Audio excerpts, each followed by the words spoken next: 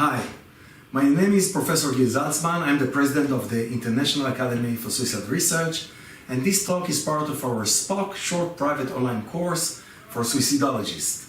So I'll talk in this talk about adolescent suicidality. Suicide is the first leading cause of death until age 24 in most of the countries, and the second leading cause of death in some other countries. Suicide before puberty is rare, and we know that almost always it will be after puberty. But in these times, we see more and more suicides before puberty. The age of onset is going down, and we know that the average cost of adolescent suicide may be very expensive.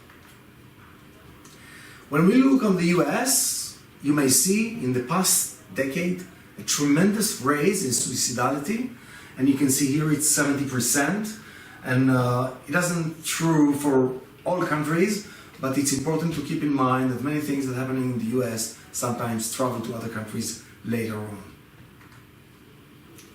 Here you can see a child, 9 years old, that committed suicide, killed himself after playing with the Momo WhatsApp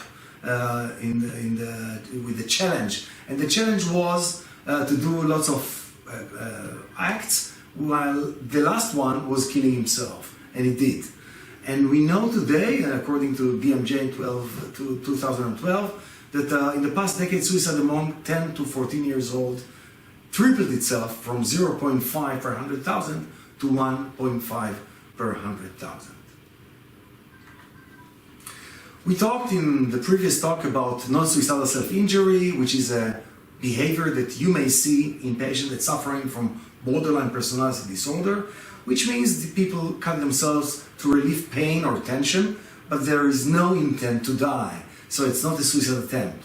However, in a recent paper by Barbara Strangely and her group, we can see that NSSI during adolescence may predict later suicide attempts with hazard ratio of 2, especially if they have a comorbid mood disorder. So borderline personality disorder together with mood disorder may bring higher risk of suicide. This is from pediatrics. You may see that Mark Olson have shown in 2018 that if you cut yourself, the odds that you'll do it again within the first year is very high. And it's also true that you will kill yourself, not just cutting yourself again.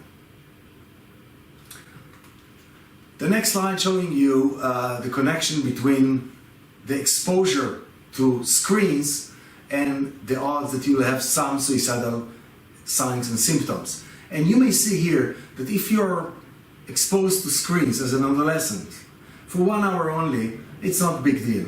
But if it's 5 hours and above a day, which is not rare in adolescents today, you will have the 50% odd of having a suicidal behavior, symptoms and signs. We did a postmortem study published in 2016, and we have shown that in adolescents that kill themselves in around high schools, 70 cases were analyzed, and we have shown this profile. Most of them were males with low socioeconomic and low grades in school. Another point was that most of them were truant from school, and in 46% of the cases, the peers knew that these adolescents is going to kill themselves. And we asked them, why didn't you tell anyone? And they say, we promised not to tell. We were his last friend, and we wanted to keep their secret. Of course, this is, again, a port of entry for prevention. When you look all over studies, this is from David Schaffer from Columbia. You may see that all 4 studies that were done on young people and adolescents, 90% of the cases suffered from psychopathology. This is an important point because most of the cases of adolescents that will kill themselves actually suffering from a psychiatric disorder or personality disorder, and we need to treat them better to prevent suicide. In our study published in 2016, we have shown that actually the maternal and adolescents reporting of suicidal behavior is not matching. and the agreement is about 40%, which means the adolescent is suicidal but the mother has no idea, and vice versa. So we advise always to interview the adolescent and the parent separately.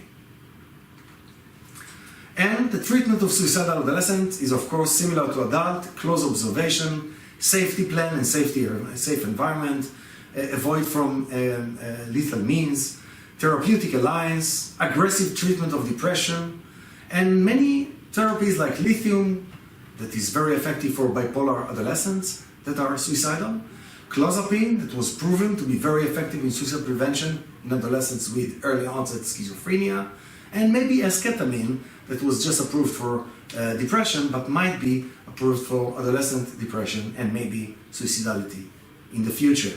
CBT-A, which is cognitive behavioral therapy for adolescents, IPT-A, interpersonal therapy for adolescents, DBT-A for adolescents suffering from borderline personality, family treatment, treated over the web, especially in Corona time, we have more and more of these, and remember to record everything.